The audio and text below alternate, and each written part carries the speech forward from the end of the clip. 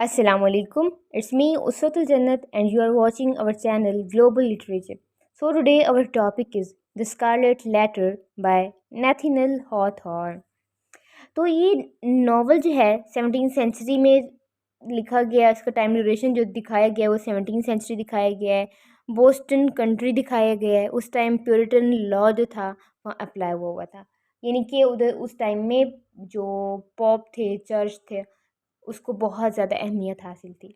अब नॉवल कुछ इस तरह से स्टार्ट होता है कि एक फ़ीमेल है, एक लेडी है, वो जेल में से बाहर आ रही होती है। उसने एक बेबी को उठाया हुआ होता है, गर्ल बेबी को, और उसने एक लॉकेट पहना हुआ होता है जिसके ऊपर ए लिखा हुआ होता है। अब ए का क्या मतलब है? ए का मतलब है एडल्ट्री। उस फीमेल ने किसी मर्द के साथ गलत रिलेशंस कायम किए, सिन कमिट किया, और एट द रिज़ल्ट अब उसके पास एक बेबी भी थी।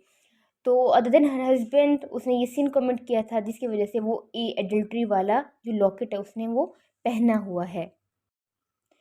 तो उस टाइम का एक ट्रेडिशन था कि जो भी अपना एक गुनाह कमिट करता था वो एक ज़रा ऊंची जगह, जैसे चबूतरा बोलते हैं, उसके ऊपर ठहर जाता और अपना कमिट जो जो गुनाह उसने कमिट किया होता था वो बताता था सबको। तो उस फीमेल को भी वहाँ ठहरा दिया जाता है।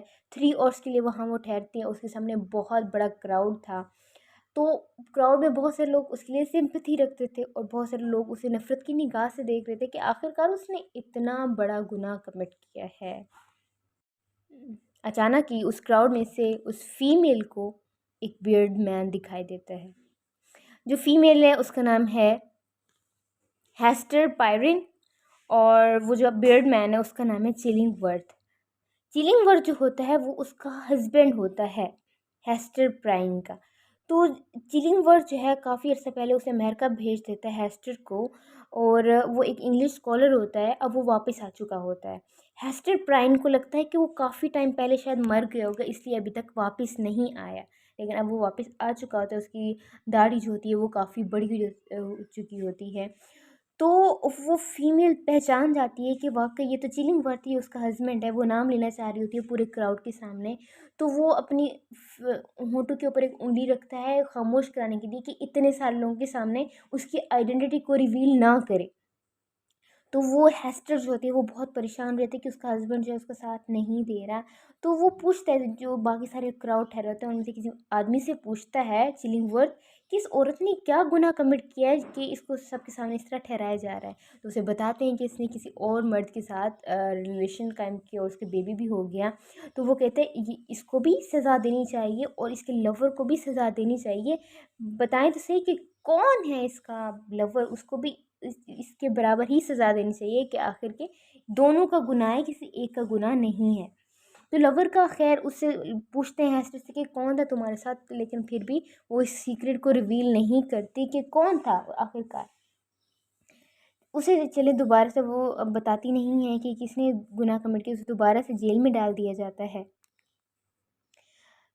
अब अब चूँकि वो वापस आ चुका होता है चिलिंगवर्थ, और वो ना फ़िज़िशियन का काम करता है, हालाँकि उसने कोई कोर्स नहीं किया होता है, लेकिन फिर भी वो सबको बताता है कि वो फ़िज़िशियन है और वो वाक़ई ही मतलब डॉक्टरी में बिल्कुल एक्सपर्ट था।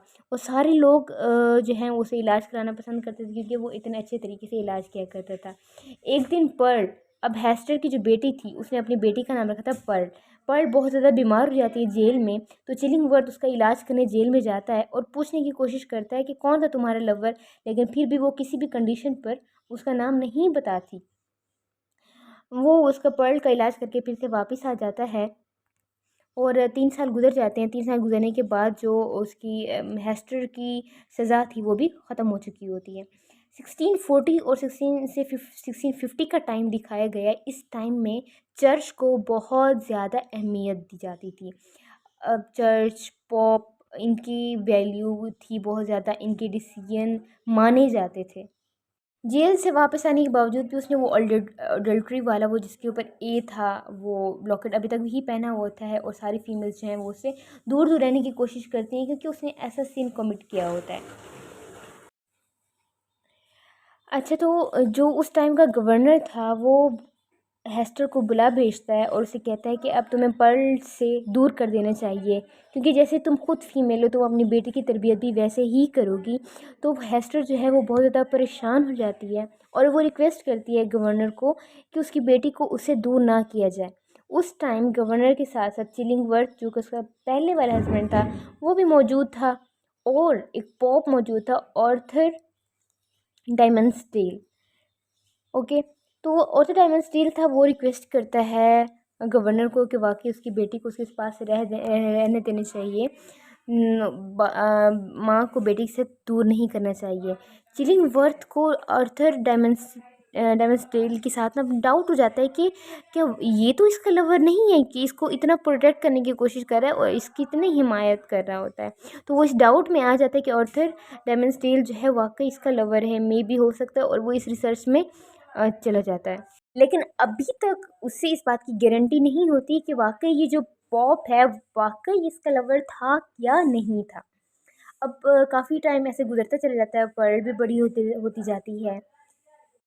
ऑर्थर डायमंडस्टेल जो होता है वो बहुत ज़्यादा बीमार हो जाता है और लोग उसे ये सजेस्ट करते हैं कि वो चिलिंगवर्थ के पास जाए, वो उसका इलाज करेगा तो वो ठीक हो जाएगा।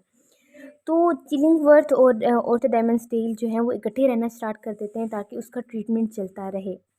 वो जो चिलिंगवर्थ होता है ना वो बातों बातों में उससे पूछना शुरू कर जाता है कि इनके मतलब इसका कौन लवर होगा हेस्टर का, इस तरह की बातें करता है। डायमंडस्टेल को ना वो परेशान करता रहता है ऑल द टाइम। फिर वो उसे कहता है कि क्या तुमने कोई ऐसा सिन तो कमिट नहीं किया जिसकी वजह से तुम इतना ज़्यादा बीमार हो गए हो, तुम ठीक भी नहीं हो रहे। मतलब इलाज तो उसका कर रहा होता है लेकिन साथ साथ ना उसको मेंटली टॉर्चर कर रहा होता है। तो मतलब वो हर टाइम वो उस डायमंडस्टेल को ना परेशान करता रहता है। और डेविंसटेल को मतलब कोई हार्ट डिजीज़ होती है और ना मतलब एक बार वो उसको इलाज कर रहा होता है तो उसके चेस्ट के ऊपर वो निशान देख रहा होता है, उसकी उसकी चेस्ट के ऊपर भी ए का निशान होता है। ए मीन्स अडल्ट्री। फिर उसे पता चल जाता है तो उसकी जो वाइफ थी हेस्टर, उसका लवर यही था, ऑर्थर डायमंडस्टेल ही था। उस निशान को देखकर उसका पता चल जाता है। अब ये जो सीक्रेट था वो रिवील हो चुका है कि कौन उसका लवर था। हेस्टर को पता चल जाता है कि जो चिलिंगवर्थ है उसका हस्बैंड है वो बहुत ज़्यादा परेशान कर रहा है ऑर्थर डायमंडस्टेल को। तो वो ऑर्थर डायमंडस्टेल को एक फॉरेस्ट के साथ बुलाती है। फॉरेस्ट में बुलाती जो है वो उससे कहती है कि ना ये चिलिंगवर्थ है इसका पहले वाला हस्बैंड था। तो उसके फिर ये रियलिटी बता देती है, पहले तो इसको ये बात नहीं पता होती। तो वो कहता है कि मतलब ये तो सबको तुम्हारी तुम्हारी जो बात थी, तुम्हारी सीक्रेट था कि तो बता देगा। तो वो ये प्लान करते हैं कि अब ना उन्हें ना बहुत दूर कहीं चले जाना चाहिए ताकि ना ही ये यहाँ होंगी ना इनकी बेइज्जती होगी। तो ये प्लान करते हैं कि ये दोनों यूरोप चले जाएंगे पर्ल के साथ, हेस्टर डोमेस्टेल और पर्ल ये चले जाएंगे यूरोप में। इस तरह जब इनका सीक्रेट रिवील होगा तो इन पर कोई बात नहीं आएगी। लेकिन क्योंकि ये पॉप होता है और बहुत ज़्यादा रिलीजियस होता है, उसके दिल में ये बात आती है कि ये दुनिया के जिस भी कोने में चला जाए गुनहगार तो ये वैसे का वैसे रहेगा, इसने जो गुनाह कमिट किया है वो तो पूरी ज़िंदगी इसके साथ चलता रहेगा। तो घर जब वापस आता है तो ये अपना इरादा बदल देता है, भागने का इरादा बदल देता है। एक दिन आता है और ये लोगों के साथ एड्रेस करता है 2 to 3 आवर्स।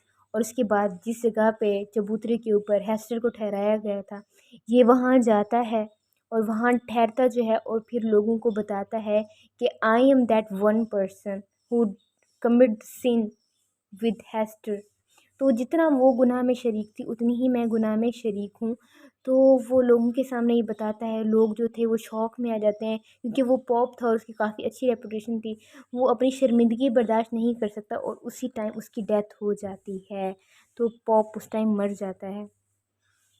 तो जो चिलिंग वर्थ था उसकी ज़िंदगी का बस अब एक ही मकसद रह गया था कि वो अगर वो ना रिवेंज ले।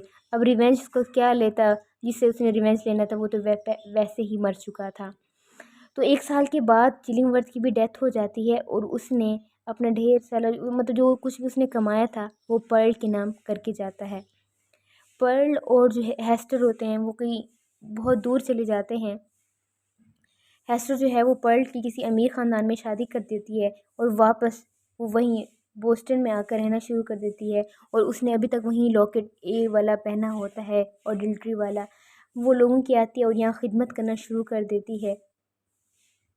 इतना वो फिर वापस नहीं जाती अनटिल कि उसकी डेथ हो जाती है। और जब उसकी डेथ होती है तो उसको ऑर्थर डायमेंसन डेल के साथ दफनाया जाता है और उसकी कब्र उसके साथ होता है और उनकी कब्रों के साथ लिखा हुआ होता है ए का निशान। तो यहीं पे कहानी ख़त्म होती है, नावल ख़त्म होता है। That's all about today. I hope you have understood the novel. Inshallah, we'll meet in the next video. Don't forget to like and subscribe our channel.